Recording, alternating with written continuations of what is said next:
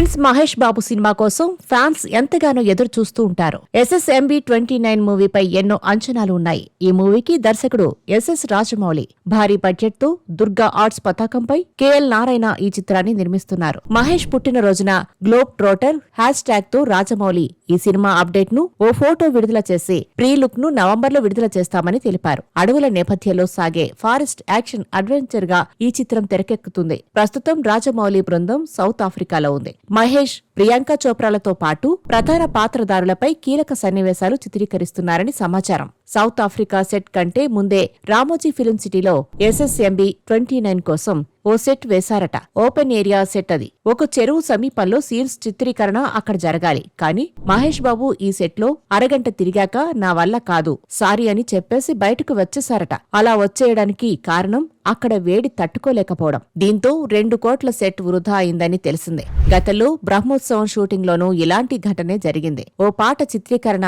ఆరుబయట చేయాల్సి ఉండగా ఆ ఎండలో మహేష్ చేయలేనని అనడంతో ఇండోర్లోనే అవుట్డోర్ సెట్ ను తీర్చిదిద్దారు తోటతారని. అప్పట్లో ఈ వార్త విపరీతంగా వైరల్ అయింది. ఇప్పుడు కూడా ఇలాంటి సీన్ రిపీట్ అయింది.